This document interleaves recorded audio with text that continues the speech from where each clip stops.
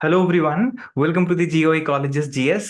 मैं हूं डॉक्टर कृष्णानंद और आप देख रहे हैं हमारा एनसीईआरटी सीरीज, जिसमें अभी हम क्लास ट्वेल्थ का practical works in geography part two को डिस्कस कर रहे हैं। और इस वर्कबुक से हम लोग अभी आज इस वीडियो में डिस्कस करने वाले हैं चैप्टर नंबर 3, जो कि है ग्राफिकल रिप्रेजेंटेशन ऑफ डेटा। तो बहुत सारे फॉर्म्स हैं ग्राफिकल रिप्रेजेंटेशन ऑफ डेटा के, जैसे लाइन ग्राफ है, बार ग्राफ है, और उसके बहुत सारे टाइप्स हैं। और किस तरीके से सिंबल्स यूज किया जाता है, रिप्रेजेंटेशंस किस तरीके से की जाती हैं, डॉट मैप क्या है, कोरोप्लेथ क्या है, आइसोप्लेथ क्या है, ये जितने भी कॉन्सेप्ट्स हैं इस वीडियो में हम डिस्कस करने वाले हैं। तो इसको आखिरी तक जरूर देखिए, ये बहुत इंपॉर्टेंट होने वाला है, खास करके उन लोगों के लिए जो कि रिसर्च भी कर रहे हैं, जिनको मैप्स बनाना है और उनको बेसिक्स अगर कमजोर है तो आप रिविजन से इसको सुधार सकते हैं। तो before going ahead, please do subscribe to our channel. और अगर आप चाहते हैं कि हमें सपोर्ट करें तो प्लीज हमारे चैनल को ज्वाइन भी जरूर करिए। और इससे पहले की वीडियोस आपको हमारे प्लेलिस्ट सेक्शन में मिल जाएंगे। तो आइए सीखते हैं ग्राफिकल रिप्रेजेंटेशन ऑफ डेटा आज के इस वीडियो में।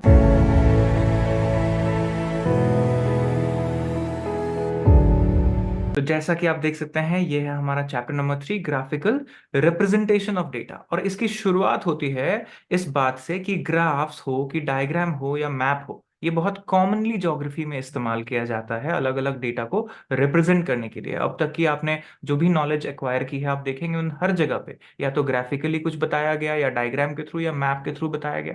तो ये चीजें बहुत सारी चीजों को रिप्रेजेंट करने के लिए यूज होती हैं, जैसे रिलीफ एंड स्लोप के लिए, क्लाइमेटिक कंडीशन के लिए, रॉक्स एंड मिनरल के डिस्ट्रीब्यूशन के लिए, सॉइल के डिस्ट्रीब्यूशन के लिए, population, industry, land use pattern, cropping pattern, आप जो भी बात करेंगे सब चीज के लिए आपको ये चीजों की इस्तेमाल करते हैं। तो ये क्यों करते हैं, वाई इज इट नीडेड, क्या आपने सोचा इस पे? तो ये सवाल भी यहां पूछा गया है। तो इसका मतलब ये है कि ये रिप्रेजेंटेशन के जो फॉर्म्स हैं, इसको इस्तेमाल करके आप क्या करते हैं, लाइफ को आसान बनाते हैं। यानी अगर सिंपल वर्ड में कहा जाए कि आप एक मीडियम ऑफ कम्युनिकेशन स्टैब्लिश करते हैं, क्योंकि ये चीजें ऐसा इंप्रेशन क्रिएट करती हैं रीडर के ऊपर, ताकि आप इसको लॉन्ग टर्म तक याद रख सकें और सिंप्लिसिटी से समझ सकें। अगर वही बात को टेबल के फॉर्म में आपको दे दिया जाए तो नहीं होगा। राइट? तो इसलिए ही आपको क्या इंपॉर्टेंट है कि आप कुछ डेटा अगर देखते हैं, उससे अगर कोई मीनिंगफुल इन्फरेंस या कंक्लूजन निकालना चाहते हैं, तो ये फॉर्म्स ऑफ रिप्रेजेंटेशन बहुत इंपॉर्टेंट हो जाता है।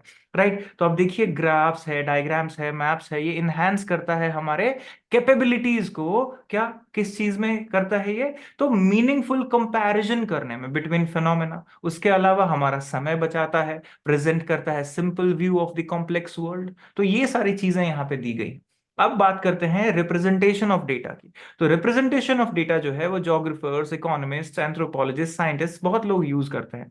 राइट? तो क्यों यूज करते हैं? क्योंकि इसमें क्या देखेगा आपको, transformation of data through visual methods. अब विजुअल मेथड्स क्यों इंपॉर्टेंट है? क्योंकि देखेंगे आप, ह्यूमन मेमोरी जो है ना, वो टेक्सचुअल ज्यादा देर तक होल्ड नहीं कर सकता। टेक्स्ट याद करने में आपको भी डिफिकल्ट होती होगी, राइट? लेकिन अगर कोई चीज विजुअल्स में है, तो आप आंख बंद करते हैं तो विजुअल्स आता है। राइट? तो विजुअल्स मेमोरी को स्ट्रॉन्ग करने के लिए भी बहुत इंपॉर्टेंट है। राइट? तो हम विजुअल मेमोरी वाले लोग हैं, तो हमारे को ग्राफ, डायग्राम, मैप, चार्ट के थ्रू कोई भी रिप्रेजेंटेशन होता है वो ज्यादा मीनिंगफुल लगता है, ज्यादा याद रहता है, ज्यादा असरदार होता है हमारे लिए। तो पैटर्न्स, चाहे वो पॉपुलेशन ग्रोथ का हो, डिस्ट्रीब्यूशन हो, डेंसिटी हो, sex ratio, age sex ratio, right, composition, ये जो भी चीजें हैं, इन सब को हम कोशिश करते हैं कि जब भी हम लोकेशनली बनाएं, मतलब ज्योग्राफी में क्या है, लोकेशन इंपॉर्टेंट है। तो जब भी हम इसको ज्योग्राफिकल टेरिटरी पे रिप्रेजेंट करें, तो क्या कहते हैं हम इसको, कि इस तरीके से हम इसको विजुअली रिप्रेजेंट करें, ताकि मैप के ऊपर ही आसानी से लोगों को समझ आ जाए। अभी भी आप देखेंगे जितने भी लोग यूट्यूब पे भी वीडियोस बनाते हैं,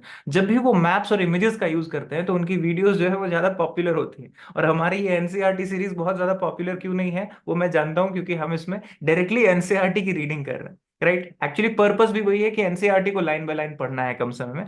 बट इसका आइडिया देखिए कि इसमें जब टेक्स्ट को मैं समझा रहा हूं, ज्यादा विजुअल्स नहीं है, तो ज्यादा लोग इसको ज्यादा समय तक नहीं देख रहे। लेकिन यहीं पे अगर मैं अब आगे आने वाले समय में जो वीडियोस बनाऊंगा, जिसमें मैं बहुत सारे विजुअल्स, रिप्रेजेंटेशंस डालूंगा, जो कि हिस्ट्री से रिलेटेड होगा, पॉलिटी से रिलेटेड होगा, इंटरनेशनल रिलेशन से रिलेटेड होगा, या कोई भी इशू को लेके जब वीडियो बनाएंगे, तो उसमें जब विजुअल्स यूज करेंगे, तो देखिए उसका लॉन्ग टर्म इंपैक्ट होता है। राइट? तो ये चीजें आपको यहाँ पे क्लियरली दे दी गई है। और एक चाइनीज प्रोवर्ब भी है कि a picture is equivalent two thousands of words. Right? एक पिक्चर ही काफी है। तो ये चीजों को समझते हैं। अब आते हैं मुद्दे की बात पे, general rules for drawing graphs, diagrams and maps. तो इसमें सबसे पहला चीज क्या है, selection of a suitable method. अब क्योंकि बहुत सारे मेथड है तो सूटेबल मेथड क्या है पहले तो ये जानिए। तो हम क्या क्या डेटा रिप्रेजेंट करते हैं, temperature, rainfall, growth, distribution of population, production, distribution, right, ये सारी चीजें।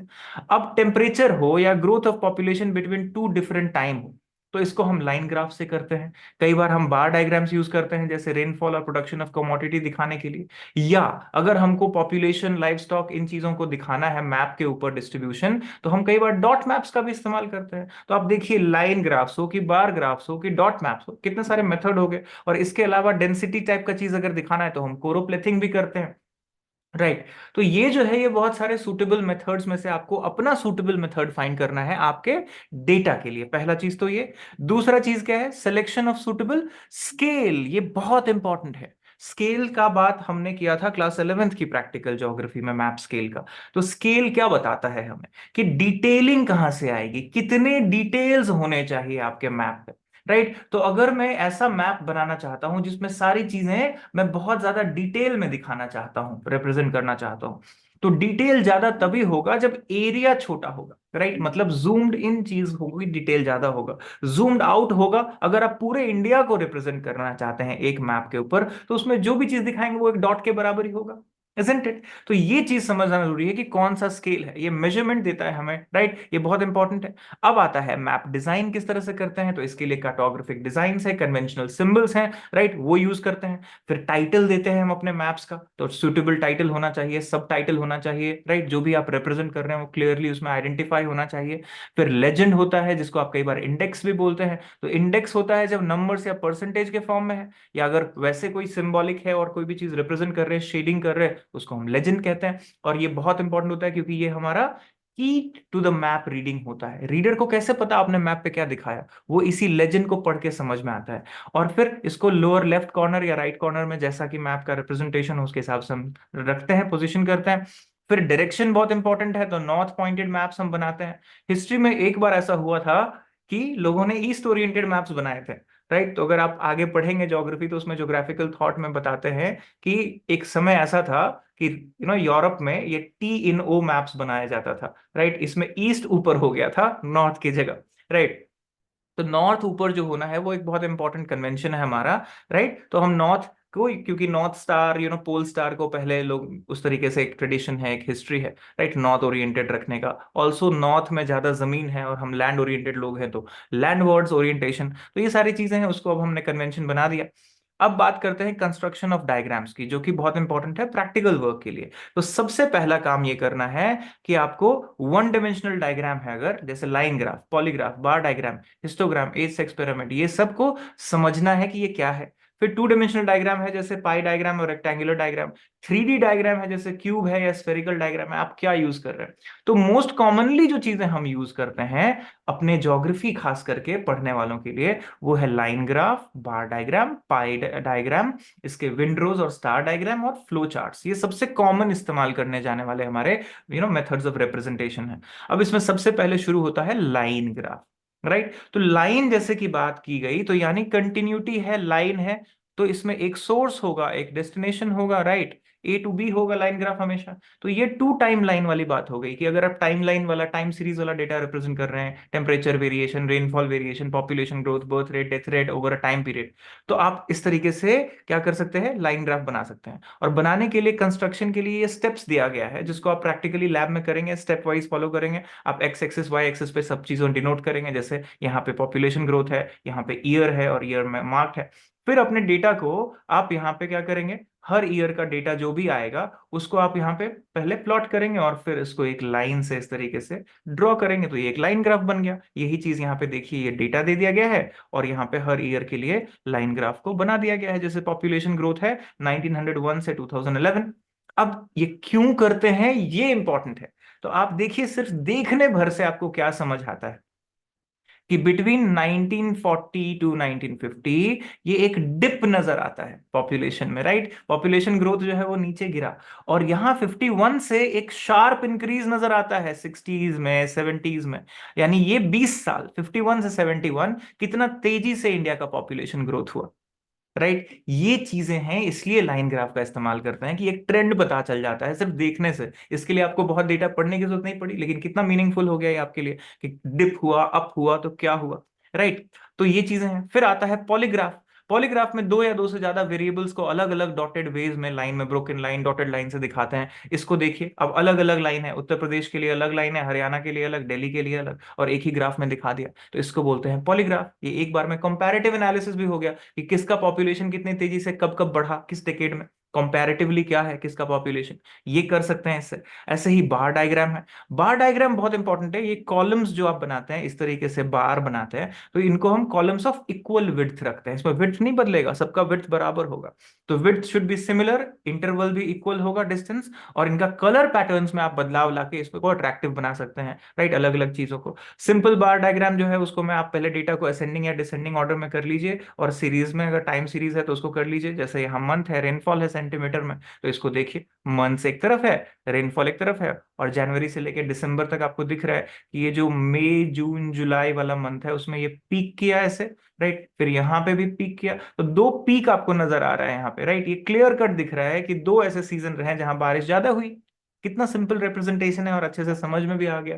तो ये चीजें हैं इसका value, right. So line and bar graph जो है वो कंबाइन करके भी बना सकते हैं, राइट। तो लाइन, इसको कंबाइन करके जब बनाएंगे तो देखिए यहाँ पे टेम्परेचर जो है वो इस तरीके से रिप्रेजेंट किया गया। ये है टेम्परेचर वाला डेटा, और ये है रेनफॉल वाला डेटा। अब देखिए यहाँ पे अगर दिख रहा है कि रेनफॉल ज्यादा है और टेम्परेचर के साथ इसका वैल्यू देखिए, तो टेम्परेचर बढ़ना शुरू हो गया अप्रैल मई से ही, लेकिन रेनफॉल यहाँ है, यानी ये मॉनसून सीजन है इंडिया में। कितना सिंपल है ये समझना। तो ये चीजें हैं सिंप्लिसिटी से आपको समझाने के लिए। ऐसा ही मल्टी बार डायग्राम है, राइट। दो या दो से ज्यादा वेरिएबल अगर है और उसमें कंपैरिजन करना है तो आप फिर ये करेंगे। जैसे लिटरेसी रेट का डेटा है 51 से 2011 का, राइट। इसमें टोटल पॉपुलेशन भी है, मेल भी है और फीमेल भी है। तो अगर मैं बोलूं कि ये पूरा पूरा मेरा एक ग्राफ है टोटल पॉपुलेशन का, तो इसको मैं यहां ब्रेक कर दूं तो ये मेल और ये फीमेल में भी ब्रेक होगा, तो ये मल्टी बार हो गया। तो इसको देखिए कैसे रिप्रेजेंट किया गया है। 51 में टोटल है, मेल है, फीमेल है, राइट। देखिए पर्सन, मेल, फीमेल, तीनों चीज हर ईयर के लिए रिप्रेजेंट हुआ मल्टी बार में। और इसको बोलते हैं कंपाउंडेड बार, जब आप इसको डिवाइड करेंगे वन सेट ऑफ वेरिएबल, जो मैं यहां पे बता रहा था। आप देखिए ये कंपाउंडेड बार की बात है। मल्टी बार है यानी एक बार, दो बार, तीन बार, ऐसे करके अलग अलग डेटा के लिए, राइट। अब कंपाउंडेड बार को जो है यहाँ पे देखिए आप 2008, 9, 9, 10, 10, 11, राइट। यहाँ पे रिप्रेजेंटेशन देखिए, थर्मल, हाइड्रो, न्यूक्लियर, इसका डिवीजन देखिए इंडिया में, राइट। तो इस तरीके से है। फिर ऐसे ही पाई डायग्राम है, राइट। तो पाई डायग्राम जो है वो एक सर्कल है, राइट, दिस इज अ पाई। अब इसको आपको क्या करना है, डिवाइड करना है। तो इसमें एंगल्स की जरूरत होगी, और यहाँ पे जो चीज रिप्रेजेंट होगा तो डिवाइडेड सर्कल डायग्राम भी कहते हैं यहाँ पे, राइट। तो अब यहाँ देखिए इसका फॉर्मूला दिया गया है कि वैल्यू ऑफ गिवन स्टेट या region into 360 by total value of all states और रीजन। इस तरीके से आप कर सकते हैं, एंगल निकाल सकते हैं, राइट। और यहाँ पे देखिए परसेंटेज जो है वो एंगल्स का calculation percentage of x into 360/100, इस तरीके से आप निकाल सकते हैं। तो अगर डेटा है रीजन वाइज परसेंटेज दिया हुआ है, तो कैलकुलेशन ऑफ एंगल्स कैसे किया जाएगा। तो देखिए यूरोप के लिए परसेंटेज मिल गया आपको। अब कैलकुलेशन क्या है, 3.6 यहाँ पे, राइट। तो डिग्री में आ गया 360 डिग्री/100 वाला करने से, राइट।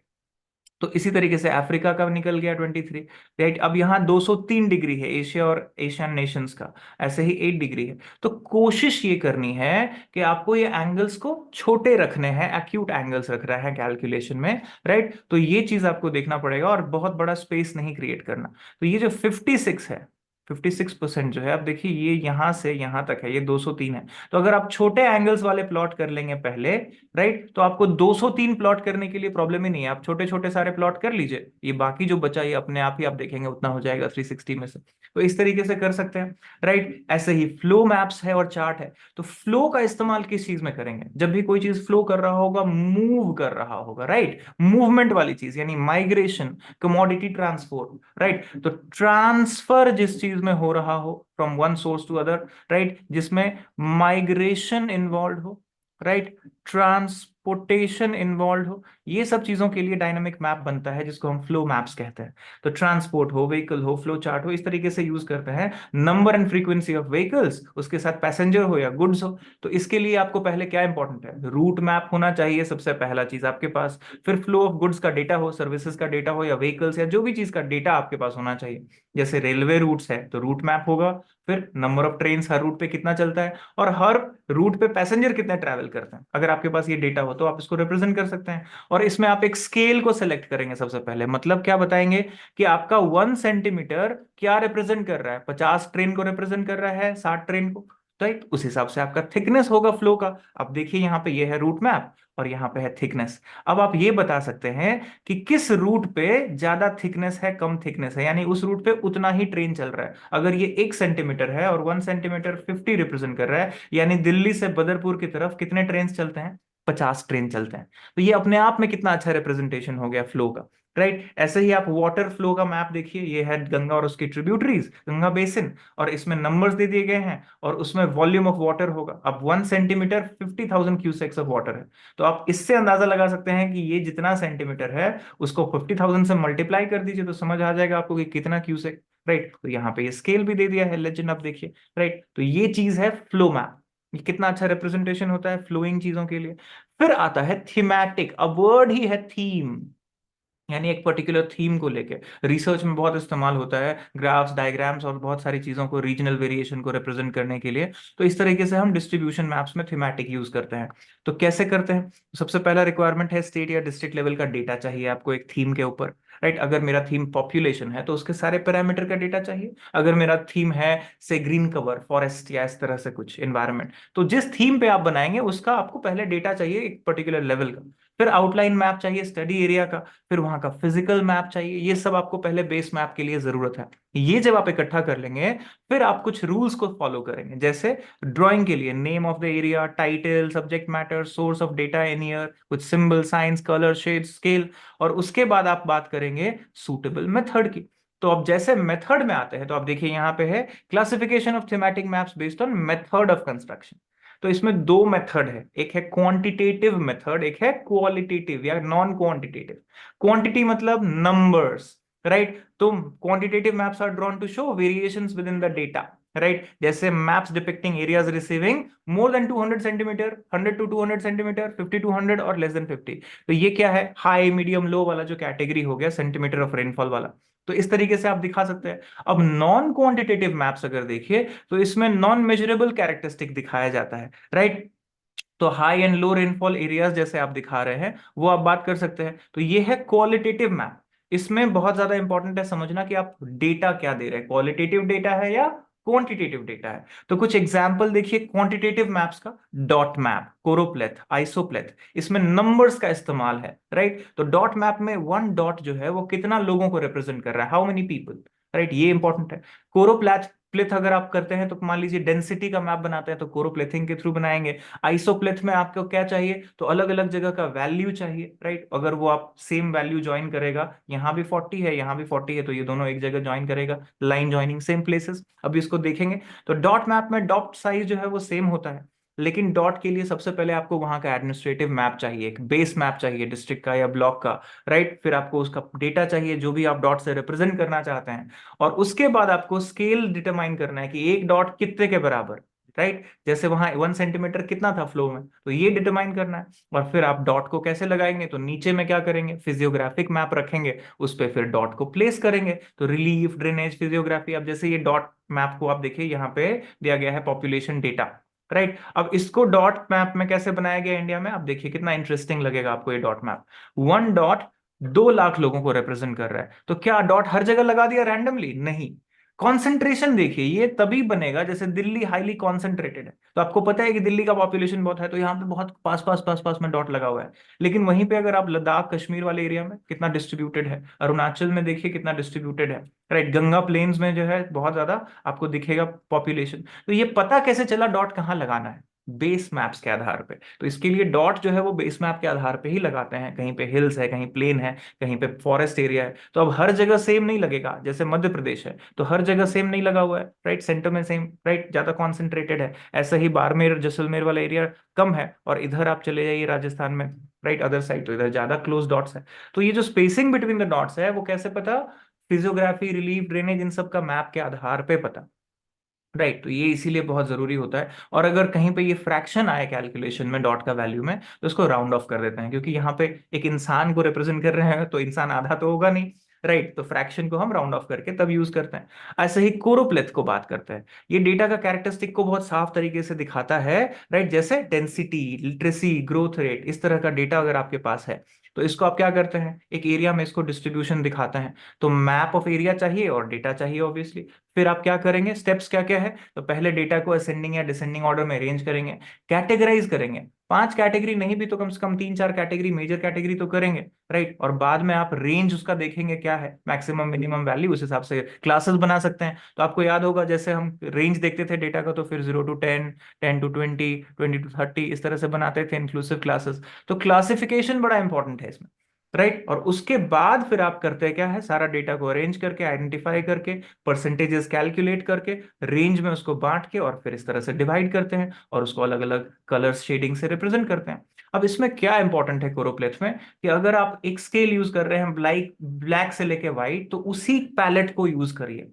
जैसे अगर आप रेड पैलेट यूज कर रहे हैं तो डीप रेड से एकदम वाइट लाइट रेड तक आना चाहिए शेडिंग, ये बड़ा जरूरी है, राइट। तो ये इंपॉर्टेंट है। देखिए डार्क है पूरा, तो बता रहा है अबव 83 है लिटरेसी। डार्क कहाँ कहाँ पे है? तो आप देखिए मिजोरम है, केरला है, राइट। ऐसे ही उसके बाद बाकी के एरियाज किस कैटेगरी में आते हैं, और लेस देन 56 किस में आते हैं। तो आप इसको अगर चाहें तो दूसरे तरीके से भी देख सकते हैं, वेरी हाई, हाई, मॉडरेट, लो, वेरी लो, ऐसे भी बांट सकते हैं आप। तो ये सब चीजें हैं जो आपको यहाँ पे दिया गया है डेटा में, राइट। मीडियम, हाई, लो, इस तरीके से आप बता सकते हैं, और ये बहुत अच्छे से इंटरप्रेट किया जा सकता है। ऐसे ही आइसोप्लेथ है। अब आइसो मतलब होता है सिमिलर, याद रखिए, मीनिंग इक्वल। तो आइसोप्लेथ में आप किसको कहाँ यूज किया जाएगा? ज्यादातर ऐसे वेरिएशंस में जहां पे बहुत सारे इंडिविजुअल केसेस हैं और कुछ केसेस सिमिलर हैं, अगर सिमिलर वैल्यू वाले ऐसे हैं, तो आप एक लाइन से उसको दिखाएंगे जोड़ के, इस इज कॉल्ड आइसोप्लेथिंग। तो इसमें आइसोप्लेथ में कितने तरीके का मैप है देखिए। तो आइसोथर्म किसको कहते हैं? इक्वल टेम्परेचर को ज्वाइन करने वाला लाइंस वाला मैप। आइसोबार इक्वल प्रेशर के लिए, आइसो हाइट इक्वल रेनफॉल के लिए, आइसोनेफ कहते हैं cloudiness, remember nephology, nephology is the study of clouds. ऐसे ही इक्वल सनशाइन के लिए आइसो हेल्स, राइट। हीलियोस जो है सन से आता है, तो हेल्स जो है यहाँ पे, राइट, ये चीज है। कॉन्टूर का इक्वल हाइट वाला, राइट। आइसोबाथ है इक्वल डेप्थ वाला, आइसोहलाइन है सैलिनिटी वाला। तो जैसा भी आपके पास डेटा हो, राइट, तो इसके लिए रिक्वायरमेंट क्या है? पहले तो बेस लाइन मैप चाहिए आपको अलग अलग पॉइंट्स के साथ। फिर अप्रोप्रिएट डेटा चाहिए जो भी आप रिप्रेजेंट कर रहे हैं जो इक्वल है, राइट, जिसमें से आप इक्वल ढूंढेंगे। और इसमें आप क्या करेंगे, कई बार कर्व्स का इस्तेमाल करते हैं, फ्रेंच कर्व करके एक आता है इंस्ट्रूमेंट, जैसे आपका प्रोटेक्टर है, राइट, अदर चीजें हैं, तो वैसे ही फ्रेंच कर्व है उसका इस्तेमाल करते हैं, राइट, लाइंस को ड्रॉ करने के लिए, कर्व्स बनाने के लिए। अब आता है rules to observe. Equal interval 5 to 10, 20, ये जो है इस तरह से आप स्टैंडर्ड एक इंटरवल लेते हैं, और आइसोप्लेथ जो है उस लाइंस पे लिखा होना चाहिए वैल्यू। अगर ये लाइन रिप्रेजेंट कर रहा है 40 को, तो मैं यहाँ लिखूंगा ये 40 है, राइट। जैसे अर्थक्वेक में भी बनाते हैं, आइसोसेस्मिक लाइंस बनाते हैं, राइट। आइसोसेस्मिक लाइंस में क्या करते हैं, अगर ये 5 रिक्टर वाला है, 5 रिक्टर वाला यहाँ है, 5 रिक्टर वाला, तो एक ऐसे लाइन ज्वाइन करेगा 5 रिक्टर, और यहाँ लिखा होगा 5 रिक्टर वाला ये लाइन है। इस लाइन पे जो भी जगह है वहां पे 5 रिक्टर पे अर्थक्वेक आता है, राइट। इसमें इंटरपोलेशन टेक्निक्स यूज करते हैं। अब मान लीजिए आपको यहाँ पे 5 है और यहाँ पे 6 है, इसके बीच में आपको पता नहीं है लाइन में क्या है, राइट। यहाँ पे 5 है, यहाँ पे 7 है, तो 6 वाला अगर नहीं दिया है तो एवरेज लेते हैं। तो इसमें रेंज में मैक्सिमम मिनिमम का डिस्ट्रीब्यूशन के लिए आप क्या करते हैं, इसमें आप इसको डिवाइड करते हैं, सॉरी माइनस कर देते हैं, और उस तरीके से इसको निकालते हैं। तो इसको थोड़ा समझ लीजिए कि मेथड ऑफ इंटरपोलेशन क्या है, कि drawing of isopleth joining places of same value, right, is termed as interpolation. तो आप देखिए यहाँ पे determination of minimum maximum value तो पहले चाहिए, रेंज चाहिए,